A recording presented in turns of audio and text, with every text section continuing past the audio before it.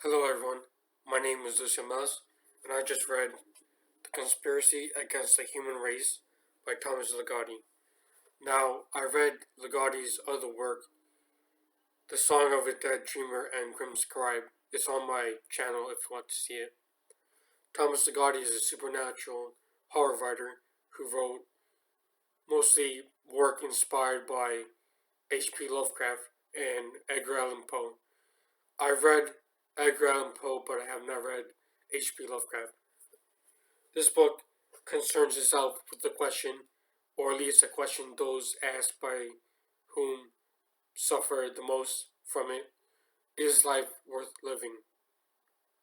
In Albert Camus' The Myth of Sisyphus, Camus states the only true philosophical problem is that of suicide and whether living life is worth its endeavors.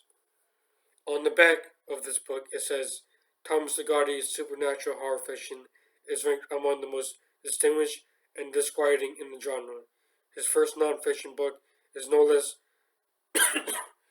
estimable in exploring various domains to similarly disturbing effect. Drawing on philosophy, literature, neuroscience, and other fields of study, Ligotti takes the penetrating lens of his imagination and turns it on his audience, causing them to grapple with the brutal reality that we are living in a meaningless nightmare to which he calls malignantly useless. And anyone who believes otherwise has simply fallen under the spell of an optimistic fallacy.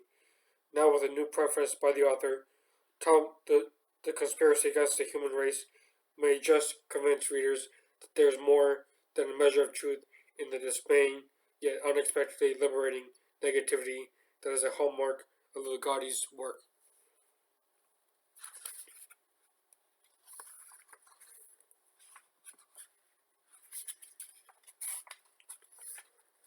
On page 2 of the book, under the section "Ante Mortem," it states, quote, "For thousands of years, a debate has been going on in the shadowy background of human affairs. The issue to be resolved: what should we say about being alive?"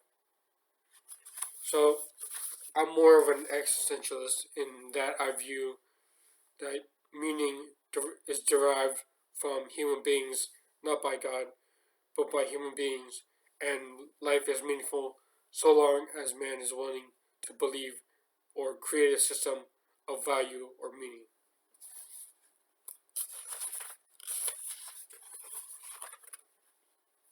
On page 7, it states, could there be anything to this optimistic verbiage in which consciousness is not a breach in every unity of life, a biological paradox, an abomination, an absurdity, an exaggeration of this disastrous nature, but something that is unnecessarily beautiful, unnecessarily rich and strange, and a wonderfully good thing in its own right. End quote.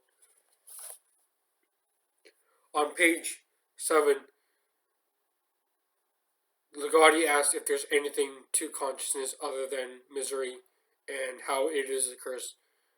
Now, I agree with James Bergman on consciousness on his short video about consciousness, in which he describes consciousness as a curse.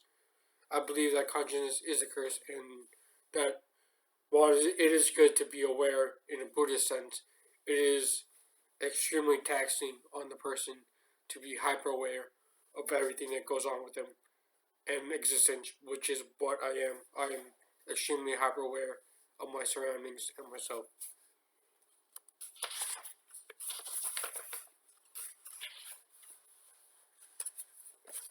Moreover, on page 50, it says, one formula, quote, to establish the imbalance at issue has been tendered by the South African philosopher of ethics David Benatar in his Better Never to Have Been, The Harm of Coming into Existence, 2006. Benatar attempts to prove that because some amount of suffering is inevitable for all who are born, while the absence of happiness does not deprive those who would have been born but were not. End quote.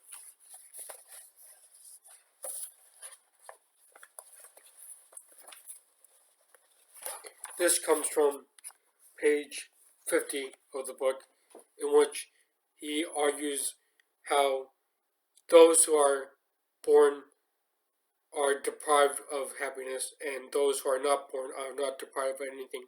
But I agree with the Jordan Peterson outlook, in which if you are not born, then you don't get to experience happiness as well as suffering. And you cannot have one or the other.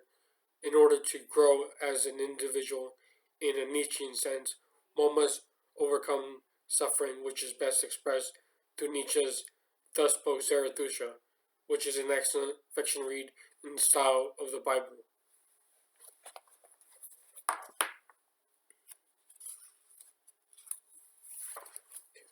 On page 70, it says, quote, as a species with consciousness, we do have our inconveniences, yet these are of negligible importance compared to what it would be like to feel in our depths that we are nothing but human puppets, things of mistaken identity, who must live with the terrible knowledge that they are not making a go of it on their own and are not what they once thought they were.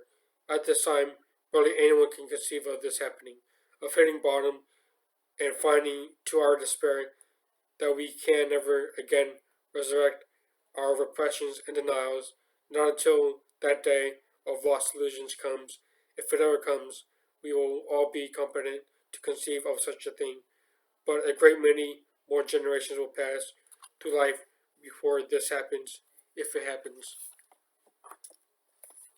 This is just before the section of Who Goes There, which I believe is a True Detective episode title, and True Detective is highly inspired by Thomas Ligotti and H.P. Lovecraft, and Dennis Johnson as well. So in this quote, Ligotti asks us, do we have free will? And I believe that we do, in a Sartrean sense, where we are condemned to be free, and man is responsible for all that he does.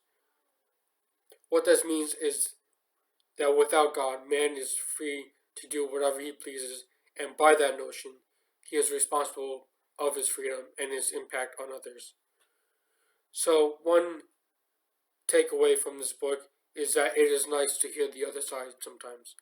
While it may be depressing, like say, reading the Gulag Archipelago is depressing, or a book on the Nanking Massacre, or World War II and World War One as well. It is important to note that while there exists suffering and evil in the world, there is still the ability to change and to grow from our evil nature or conditioned nature, and there is a light at the end of the tunnel. So thank you for watching, and as always, have a good day.